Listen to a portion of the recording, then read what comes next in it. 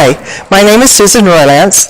I'm with the International Organization for the Family, and I will be talking about SDG 5, gender equality. I guess I'm not a very good person to be talking about SDG 5 because my life has been full of equality and opportunity. And from the very beginning, my parents were very supportive of everything that I chose to do, and my husband has been wonderful in allowing me to be in charge of various projects, and actually, at one time, I was the Republican candidate in Washington State for the U.S. Congress. And that was an interesting experience because the only discrimination I ever felt in that process was the fact that I was pro-life. And people who were pro-abortion couldn't imagine that a woman would run for Congress that was pro-life. So that did turn out to be a problem. It kind of divided people 50-50. But just prior to that, I had also been involved with a conference in Washington State. It was a women's conference that was funded by Congress. They had conferences in every state throughout the nation, and then they had a follow-up conference in Houston, Texas. And we were concerned about the family issues for that conference, so we organized women who went, and I was the floor leader for that conference. And at the end, we were able to pass all of our resolutions for women at that conference, but at the end, in the voting process, we didn't actually win the votes, and so I wasn't an official delegate. I did go, but I wasn't an official delegate. But I'll never forget sitting on the lawn outside waiting for the voting results.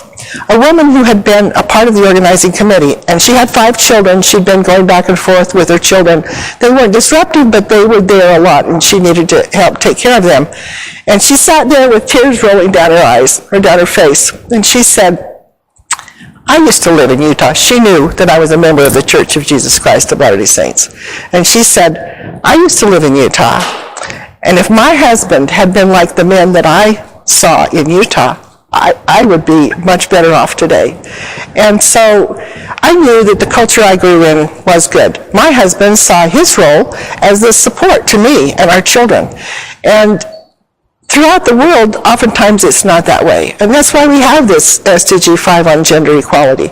We need to promote the ability of women to be able to have equal opportunity. They need to be able to own real estate if they choose. They need to be able to drive cars. I recently read a book about a woman in one of the Arab countries who wanted to learn to drive, and it was a very difficult thing for her to do that. And there are many issues. I went to the country of Bulgaria, and the woman there had to get up very early and take her children to a daycare while she went to work. And she had to work all day long, and then she'd come home and pick up her children, take them and put them to bed. She'd sleep, and then she'd get up and take them to the daycare center. She never saw her children, and so she didn't want to be a mother. So that's a very serious thing in my mind, because we raise the next generation. What we as women do as mothers is very important. And I do think sometimes the whole equality thing is for women to be able to have a career, but not so much that they can choose to be a mother and they can be at home with their children if they choose to do that. So that's something I've worked a lot for in the UN system, is being able to promote motherhood and families and those things which I think are very important for the future of the world. But the whole gender equality, one of the things that comes up with that particular issue, there are practices in the world that are not good for women, that are put upon them because of the culture that they live in, and I think it's very serious. And so the UN does a good job of bringing women together from all over the world. In fact, the Commission on Status of Women every year is the largest attended conference, I think, of any at the UN. Women come from all over the world, and I love to be there, not so much, well, I like to follow the outcome document also, but I love to be there to meet the women from all over the world, just standing in line and talking with women from Africa or Asia or different countries and finding out why they're there. What is their concerns about gender equality?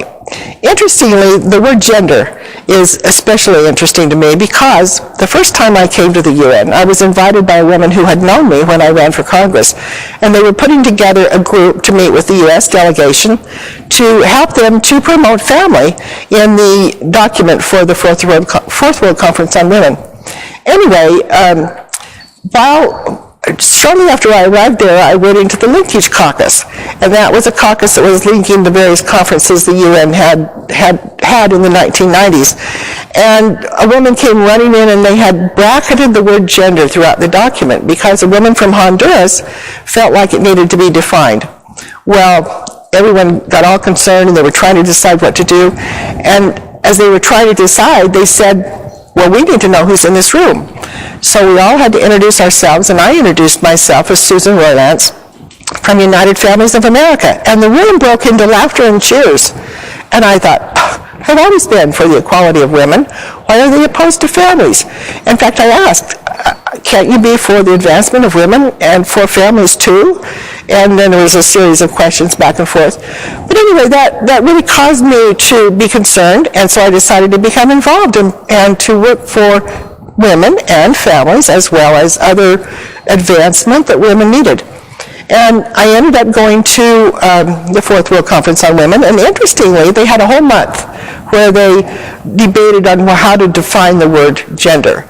And the ending definition, which is part of the document, that's the final document of the conference, is that there isn't any new meaning. And that is the definition. And it also was attached to the Habitat Conference, which was the next year. So there's a lot of different ideas about what words mean and what they can accomplish. Gender, in the racist document, gender means male and female. For me, it means male and female. So when we're talking about the equality of male and female, that's the way I read that, SDG 5, when you're talking about that, for me, it's the equality of male and women, and particularly in the family. I think we do more for teaching the people of the world how to get along, male and female, in our families.